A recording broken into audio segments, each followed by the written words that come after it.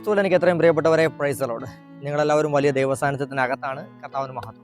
പ്രിയപ്പെട്ടവരെ, ചെറിയൊരു വചനത്തിലേക്ക് നിങ്ങളുടെ ശ്രദ്ധയെ ഞാൻ ക്ഷണിക്കുകയാണ്. ആ വചനം ഇതാണ്. വിശുദ്ധ മത്തായി എഴുതിയ സുവിശേഷം 7-ാം അധ്യായം അതിൻ്റെ 6-ാം വാക്യം. വചനം ഇങ്ങനെയാണ് പറയുന്നത്: വിലപ്പെട്ടത് വിശുദ്ധമായവ നായ്ക്കൾക്ക് കൊടുക്കരുത്, നിങ്ങളുടെ മുത്തുകൾ പന്നികൾക്ക് ഇട്ട് കൊടുക്കരുത്, അവ അത് ചവിട്ടി മെതിക്കുകയും തിരിഞ്ഞ് നിങ്ങളെ ആക്രമിക്കുകയും ചെയ്തേക്കാം. ആമേൻ. പ്രിയപ്പെട്ടവരെ, പലപ്പോഴും നമ്മുടെ വിശ്വാസ ജീവിതത്തിൽ നമ്മൾ ദൈവവുമായുള്ള ബന്ധത്തിൽ, കർത്താവായ യേശുവുമായുള്ള ബന്ധത്തിൽ നമുക്കൊരു സഹാനുഭൂതി ഉണ്ടാകുമ്പോൾ, പരിശുദ്ധാത്മാവിൻ്റെ ഫലങ്ങൾ നമ്മുടെ ജീവിതത്തിൽ നമ്മൾ പ്രകടിപ്പിക്കാൻ തുടങ്ങുമ്പോൾ, പലപ്പോഴും അർഹത ഇല്ലാത്ത വ്യക്തികൾക്ക്, അർഹതയില്ലാത്ത കാര്യങ്ങൾ, അവർക്ക് അർഹമല്ലാത്ത, അവർക്കതിന് യോഗ്യതയില്ല, അങ്ങനെയുള്ള കാര്യങ്ങൾ നമ്മൾ പല വ്യക്തികൾക്കും ചിലപ്പോൾ നമ്മൾ ചെയ്തു കൊടുക്കാറുണ്ട്. പിൽക്കാലത്ത് അത് നമുക്ക് വലിയ വിഷമമാകുകയും ചെയ്യും. പ്രിയപ്പെട്ടവരെ, വിശുദ്ധ ഗ്രന്ഥം പറയുന്നത് ഇങ്ങനെയാണ്, അത് കർത്താവായ യേശു ക്രിസ്തു പറഞ്ഞത് ഇങ്ങനെയാണ്: അർഹത ഉള്ളവന് മാത്രം കൊടുത്താൽ മതി, അർഹതയില്ലാത്തവന് നിന്നിലുള്ള ദൈവിക നന്മകൾ, വിലപ്പെട്ടത്, നിന്നിലുള്ള ദൈവിക മുത്തുകൾ, കർത്താവ് നിനക്ക് നൽകിയ താലന്തുകൾ, കർത്താവ് നിന്നിൽ നിക്ഷേപിച്ചിരിക്കുന്ന ദൈവിക മഹത്വം, ദൈവം നിന്നിൽ നിക്ഷേപിച്ചിരിക്കുന്ന, നിന്നിലൂടെ ദൈവം വെളിപ്പെടുത്തുന്ന പരിശുദ്ധാത്മാവിൻ്റെ ഫലങ്ങൾ അർഹത ഉള്ള വ്യക്തികൾക്ക് മാത്രം കൊടുക്കണമെന്നാണ് കർത്താവ് പറയുന്നത്. അർഹതയില്ലാത്തവർക്ക് കൊടുത്തു കഴിഞ്ഞാൽ, പ്രിയപ്പെട്ടവരെ, നമ്മുടെ ജീവിതത്തിൽ വലിയ പ്രശ്നങ്ങളുണ്ടാക്കും. കാരണം നമുക്ക് അറിയാം, നമ്മുടെ നാട്ടിൽ തന്നെ ഉള്ളൊരു പഴഞ്ചൊല്ലുണ്ട്, ഇങ്ങനെയാണ്: പാത്രം നോക്കി വേണം വിളമ്പാനായിട്ട്. സത്യം, പാത്രം നോക്കി വേണം വിളമ്പാൻ. സത്യമാണ് പറയുന്നത്. എന്തെന്നറിയാവോ? ഈ അർഹതയില്ലാത്തവർക്ക്, അവർക്ക് യോഗ്യമല്ലാത്ത കാര്യം നമ്മൾ കൊടുത്തു കഴിഞ്ഞാൽ, അവർ സ്വീകരിക്കുന്നതിൻ്റെ വില എന്താണെന്ന്, അതിൻ്റെ മഹത്വം എന്താണെന്ന്, എന്തുകൊണ്ടാണ് നമ്മൾ ഈ വ്യക്തികൾക്ക് ഇത് കൊടുക്കുന്നതെന്ന് അവർക്ക് മനസ്സിലാവില്ല. മനസ്സിലാവുന്നുണ്ടോ?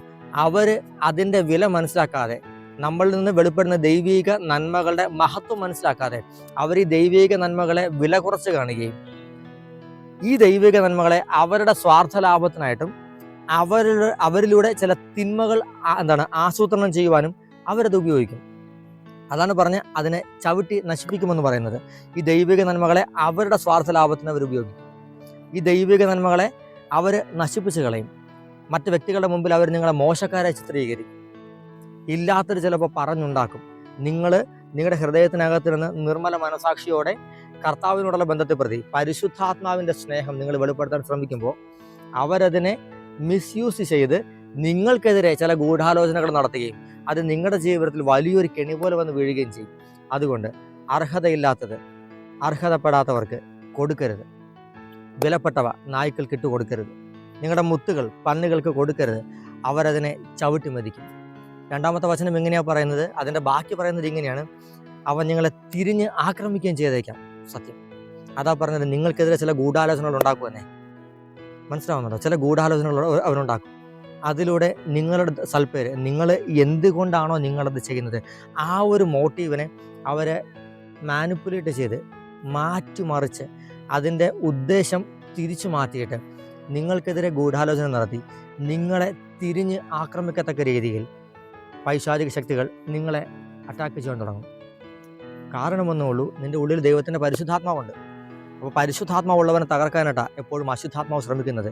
അപ്പോൾ അശുദ്ധാത്മാവിനാൽ പൊസസ്ഡ് ആയിരിക്കുന്ന വ്യക്തികൾ ഉറപ്പായും നിനക്കെതിരെ പ്രവർത്തിക്കും. ഇത് നിങ്ങളുടെ ഓർമ്മയിലിരിക്കട്ടെ.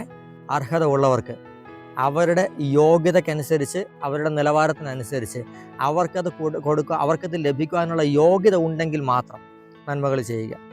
അല്ലാതെ എല്ലാവർക്കും നന്മ ചെയ്യണമെന്ന് വിശുദ്ധ ഗ്രന്ഥം പറയുന്നില്ല. വഴിയെ പോകുന്ന എല്ലാവരും വിളിച്ച് സൽക്കരിക്കണമെന്നും കർത്താവായ യേശു പറഞ്ഞില്ല.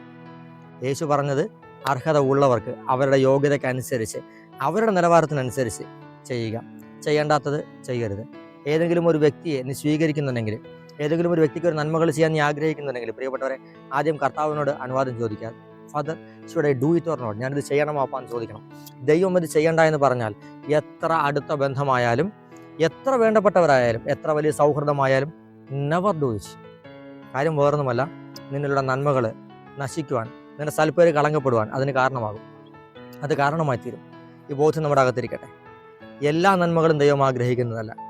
ചില നന്മകളുടെ ഭാവത്തിൽ പിശാച് നിങ്ങളുടെ ബുദ്ധിയെ അടച്ചുകൊണ്ട് നമ്മളിലുള്ള ദൈവിക നന്മകളെ നഷ്ടപ്പെടുത്തുകയും, നമ്മളിലുള്ള ദൈവിക അനുഗ്രഹത്തെ തടസ്സപ്പെടുത്തുകയും, നമ്മളിലൂടെ വെളിപ്പെടേണ്ടുന്ന ദൈവ പ്രവർത്തികളെ തകർക്കുവാൻ പിശാച് ശ്രമിക്കുകയും ചെയ്യും.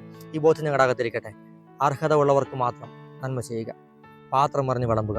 ഈ ബോധ്യം നമ്മുടെ അകത്തിരിക്കട്ടെ. കർത്താവിൻ്റെ കാര്യം നിങ്ങളോട് കൂടെ ഇരിക്കട്ടെ. പരിശുദ്ധാത്മാവ് നിങ്ങളെ നയിക്കട്ടെ. യേശുവിൻ്റെ നാമത്തിൽ ആമേൻ.